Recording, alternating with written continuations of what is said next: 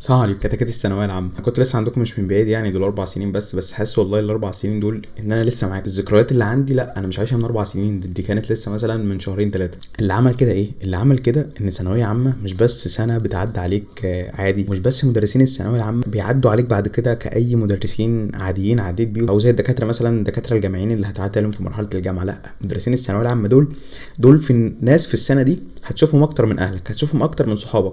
المدرس اللي انت تبقى معاه هيشكل حاجات كتير قوي في شخصيتك، ممكن سلبا او ايجابا. ممكن بعد اخر السنه تفتكر ذكريات حلوه مع المدرس الفلاني، او تفتكر او مدرس يعقدك في ماده معينه، طبعا كلها اقدار مكتوبه اصلا قبل كده، بس يكون سبب انك ما تتوفقش في امتحان اخر السنه او ما تعرفش تحل كويس. وعلى عكس كده لو اخترت المدرس الصح ممكن ده يسهل عليك جدا جدا انك تحقق حلمك ان شاء الله. عشان كده انا جاي اقول لكم خلاصه السنه اللي انا خدتها دي، بالمدرسين اللي سمعت عنها، بالمدرسين اللي كانوا صيت على الفاضي، علشان ما تضيعش وقتك مع ناس اخرهم انك تقف مش عارف تحل فرقه الامتحان. وانا مش عايزك تقف في الموقف ده ابدا. وبالمناسبه المدرسين اللي انا هقولهم مش عشان مشهورين انا بقولهم، لا، الناس دي ايه اللي خلاهم مشهورين؟ الناس دي اللي خلاهم مشهورين هي مجهودهم، هو علمهم، هو شغلهم، هو نظامهم. حاجات دي كلها مع بعض خلت كل مدرس طب في الماده بتاعته. هو لو مش كويس ويرعاش ربنا في شغله ومش مجتهد خلاص لا مش هيبقى في المكانه دي.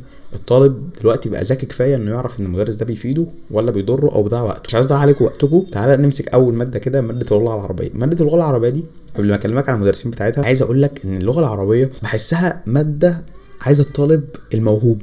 يعني موهوب، يعني الطالب اللي بيحبها ده بيبقى موهوب فيها وبيحبها من زمان. يعني بحس الطلبه بتاعتها في ناس كويسين في العربي، دول بيحبوا العربي للعربي نفسه كده. في ناس بتبقى شاطره جدا جدا جدا في كل المواد التانية، بس تيجي عند العربي خايفه منه، مش عارفه تسلك معاه، مش عارفه تقرا النصوص كويس، مش عارفه يعني البلاغه ما بتجيش معاها. فبحس العربي على عكس المواد التانية. يعني انت مثلا ضعيف في الانجليزي ممكن تحفظ كلمات شويه، لو انت ضعيف في الفيزياء ممكن تحفظ القوانين وتلاقي الدنيا بتيجي واحده واحده كده.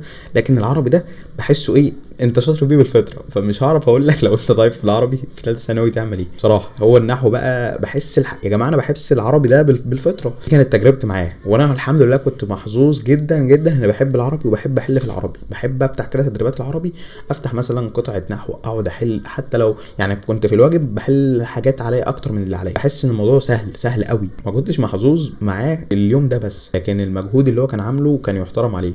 هو جده رضا الفاروق. جد رضا الفاروق انا اول مره عرفته في ليله الامتحان بتاعتي. كان منزل لنا انا كنت 2021، فكان منزل لنا 6 ساعات اليوم العربي او تقريبا اكتر، هم 6 ساعات. الفيديو ده عدى 2 مليون مشاهده في ليله واحده. الجمهوريه كلها كانت داخله الامتحان. الناس بقى مش عارفه الامتحان واول مره نظام جديد وكده، فالناس كلها داخله الامتحان سامعه ال6 ساعات دول بالحرف. المهم دخلنا الامتحان انا اسف ولا نقطه.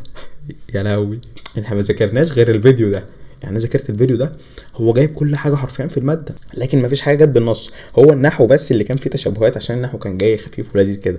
وزي ما قلت لكم كان في حاجه جت بقى في منهج العربي ما تعرضتلاش خالص، ومعظم طلبه الجمهوريه ما تعرضتلاش. كان حاجه اسمها الرساله، معرفش لسه بتيجي ولا لا.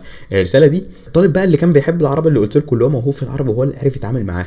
الطالب بقى اللي حافظ العربي، يعني مثلا حافظ مش فاهم حتى حافظ النحو، حافظ الحاجات دي، حافظ البلاغه، ما عرفش ابدا. كان كان سابها تقريبا فاضيه. مش عايز اقول الكلمه دي. فالمهم الراجل رضا الفاروق تابعته بعد كده، طلع عليه كوميكسات كتير بقى، حتى قفل الكومنتات على الفيديو ده. تابعته كتير قوي بعد كده. لا الراجل مجتهد. الراجل سمعت قصته كان تقريبا طرف بودكاست. الراجل مجتهد والراجل قديم قوي وعنده علم يعني يحترم عليه ويقدر عليه. ربنا يبارك لنا في علمه وينفع بيه دايما يا رب. الراجل التاني بقى اللي انا كان ليا معاه تجربه بقى يعني تقريبا من منتصف السنه كده اشتركت معاه، هو المستر محمد صلاح. المستر محمد صلاح هيحببك في العربي، هيحل مشاكلك كلها في العربي. تقعد معاه كده تحس انك قاعد مع والدك او اخوك الكبير بتذاكر معاه. مش هيحسسك ابدا انك مثلا ضعيف في الماده، لا، هيحسسك ان العربي ده قصه. تعالى نحكيها مع بعض كده، وهتخلص الحصه كانك كنت قاعد مثلا مع اخوك بيشرح لك حاجه، بيحكي لك قصه ولا حاجه وخلاص كده. فهو كان راجل حببني جدا جدا في العربي. كنت باخد درس بقى ثالث برايفت، كنت متابع مستر محمد صلاح واخد درس برايفت. كان مستر محمد صلاح فارقني جدا جدا. حتى في درس البرايفت ده كنت حاسس ان انا مرتاح جدا، الماده ثابته معايا، فاهم كل حاجه. فمستر محمد صلاح رضا الفاروق اللي انت تستريح معاه انصحك وبشده يعني. بعد كده تعالى ندخل على اللغه الثانيه الانجليزي بصراحه ما تابعتش اليوتيوب فيه قد كده، عشان كنت مع كنت باخد مع مستر برايفت برضو، كان كويس جدا جدا جدا يعني. فكان كافيني وكان بيديني حاجات كتير قوي، فكنت اصلا مش عارف اصلا اروح اذاكر حاجه اونلاين او كده. لكن جيت بصراحه في ليله ايام الامتحانات بقى، في شهر من اول شهر 4 كده شهر 3 بدات ايه اذاكر شويه بقى اونلاين، اشوف الناس اللي على اليوتيوب مين في الماده، مين عنده منصه، مين جامد في الماده. شفت مستر حسن النجار وانبهرت. كان نازل لنا نموذج استرشادي، الراجل ده انا غبت اتابعه فتره بقى، فيديوهاته باستمرار، ينزل كل شويه امتحانات يحلها. انا كنت متابعه يوتيوب بس العلم كمان يعني، ينزل حاجات فري اسمعها. بشوف نقاط صعبه على بعض زمايلي بحس انها عاديه خالص، عشان الراجل ده اشتغل عليها كتير وطورها، فحسيت ان الماده بقت سهله داخل الامتحان. ده فرق معاك جدا جدا حقيقي والله العظيم. في ورقه الامتحان كنت بحل الامتحان وفاكر كلامه كله، مع اني ما كنتش معاه، بقول لكم راجع معاه بس على اليوتيوب. يعني كنت مع المستر اللي معاه طول السنه ده، لا انا كان كلام مستر حسن النجار ده وامثلته اللي جابها. الامثله يا جماعه انا قلت هو اللي حاطط الامتحان قسما بالله. نفس الاختيارات مثلا في مسائل كانت شبه كده. فالراجل ده انا قلت يا لو يرجع بيا الزمن كنت اشتركت معاه من اول يوم. ولو عنده منصه برايفت، هو تقريبا من اسكندريه، فلو انت من اسكندريه تبقى محظوظ انك معاه. لكن لو عنده منصه برايفت انصحك بيه يعني، حتى انا عشان اتاكد بس انه بينزل السنه دي، لسه داخل على الشنو بتاعته من شويه، لقيته في التوب. المهم الماده الثالثه كان نفسي اتكلم على الفرنساوي، ربنا يعين مدرسينها بقى. بعبع الثانويه العامه غنيه عن التعريف. مش عارف هي ليه بعبع، والله ما عارف هي ليه بعبع. هي الفيزياء دي قصتها قصه معتمده بشكل كبير جدا جدا جدا عن المدرس ده. لو ربنا انعم عليك وكان عندك مدرس بيفهمك فيزياء، يبقى انت محظوظ في الثانويه العامه كلها. ليه بقى؟ عشان الفيزياء ماده عايزه طالب بشغل دماغه. فلو كنت انت اقول دماغك مش شغاله يعني. طب قول لي لو انت مثلا المهم المشكله يعني، بص، في دماغ مش شغاله وفي مدرس على قده، يبقى خلاص بقى الموضوع باظ بقى، الدايره مفتوحه. اهم حاجه تشوف مدرس يزقك يشدك لفوق. هما 2 على اليوتيوب دلوقتي، و2 في التوب في المجال ده. انا كنت بتابع 2، واحد بتابع معاه الشرح، وواحد بتابع معاه الحل. مستر محمود مجدي ده توب في الشرح. اسمع الحصه الاقل ممكن ل4 5 مدرسين قسما بالله. كنت انزل لمدرس برايفت عندنا من كفر الشيخ هنا، عندي مدرس بيجي برايفت ما يثبتش الشرح هنا غير المستر محمود مجدي. افتح المحاضره بتاعته يحسسني انها شفت، فاكرين مستر محمد صلاح قاعد باخوه الكبير بيحكي لك قصه. خلاص بقى بيديك امثله، بيبدا بامثله سهله اصعب فاصعب. مش عارف في ناس بتقول عليه بتاع امثله سهله ليه، هو يعني يا جماعه دي ميزته انه بيخلي الصعب سهل. فانت بتدخل المحاضره وبيشرح امثله تقيله قوي بس تحس المحاضره كلها سهله. ما هي دي الفيزياء يا جماعه، الناس مستغربه عايزه الفيزياء كلها صعبه. مستر محمد عبد المعبود بقى كان يعني مثلا ممكن لو نفس الشابتر اللي بيتشرح، مستر محمد مجدي ده لو بيشرح الشابتر ده في 1.5 ساعة، ادخل على نفس الشابتر الاقي مستر محمد معبود شرحه في 5-6 ساعات. مستر محمد معبود يعني بضمير قوي بقى بيقول لك الحكايه كانت الاصل منين، والحوار كان ايه اللي حصل، وبعد كده بتفاصيل كتير. مستر محمود مجدي كنت بتابعه شرح، مستر محمد معبود بقى كنت بتابع معاه في الحل بقى. الحل بتاعه كان بيفرق معاك جدا جدا جدا. بس انا شفته السنه دي تقريبا مش هينزل منهج على اليوتيوب، بس المنهج عنده ثابت تقريبا من 2021، ونفس الكلام لمستر محمود مجدي. فلو انت عايز تشترك مع حد فيهم اونلاين تبقى محظوظ جدا جدا جدا، ومش ان شاء الله مش هتندم انك اشتركت مع حد فيهم. بعد كده نيجي على اخت بعبع الثانويه العامه، هي الكيمياء دي يعني زي الفيزياء زي ما بقول لك كده، لازم المدرس بتاعها يكون بوب كده، يكون فنان، يكون حد يحكي لك قصه الكيمياء، يكون حد يخلي لك الكيمياء دي لعبه، هيخلي لك الكيمياء دي حكايه ومسلسل انت عايز تعرف ايه اللي جاي بعد كده. انا كنت محظوظ وهذكره بالاسم دلوقتي، السير ياسر مبروك ما شاء الله عليه. ان شاء الله سير ياسر دايما في تالق، بسمع عنه كل خير كل سنه. انا ممتن ليك جدا جدا، وده اللي بحكي لكم عليه. ثانويه عامه انا ممكن مش فاكر كل السنه اللي طالع منها من الجامعه، مش فاكر كل الدكاتره بالاسم يعني ممكن، بس سير ياسر مبروك اعتقد يعني مش هنساه ابدا طول حياتي، عشان راجل ساب اثر، راجل حسسك كان دايما منتور لينا يعني، كان دايما داعم لينا، كان دايما ما كانش بس بيقول لك الكيمياء تذاكرها ازاي، كان دايما يفكرنا. انا فاكر قسما بالله كان باقي 4 شهور على الامتحان ده، تقريبا كنا في شهر بقى 2، قعد ربع ساعه في اخر الحصه يتكلم. 4 شهور يحددوا مستقبلك. فاكر اصلا مكاني في المدرج كان في ايه. لك مدرس الثانويه العامه مش بس هيبقى حد بيديك شويه معلومات تدخل بيهم في الامتحان، لا، نعم سير مبروك عنده منصه، لو حد من محافظه تانية وعايز يشترك معاه ممكن يكلمني اديله رقم او حاجه، او ممكن تسرش عنه ان شاء الله هتلاقيه يعني على جوجل او يوتيوب او كده، فيسبوك يعني مشهور. الناس بقى اللي هي على مستوى الجمهوريه، مستر محمد عبد الجواد، انا بحب مجهوده، انا بحبه عشان هو فنان من الاخر، هو فنان بيخلي لك الماده لعب لك الماده زي ما قلت لك جميله. سمعت قصته برضو في بودكاست، كان راجل بحسه كده راجل يستاهل اللي هو فيه.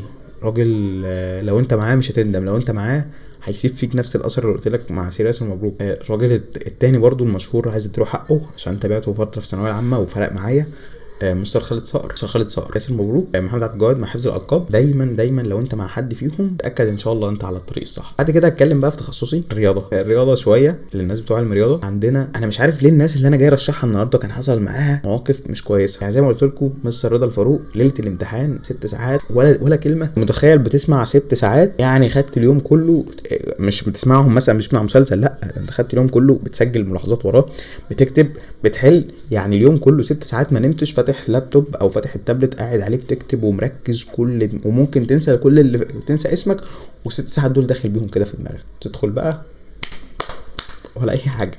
فكانت صدمه الاول ان كل ده ما جاش منه حاجات جديده. نفس الكلام مع باشمهندس احمد عصام اللي انا جاي ارشحه اول واحد النهارده. باشمهندس احمد عصام انا اشتركت معاه ليله الامتحان، كان عامل ليله الامتحان بقى مش 6 ساعات، كانت 16 ساعه اشتركت معاه ليله الامتحان. بس كنت في الرياضه مع مدرس برايفت برضو، لكن جيت اشتركت مع الباشمهندس احمد عصام ولا كلمه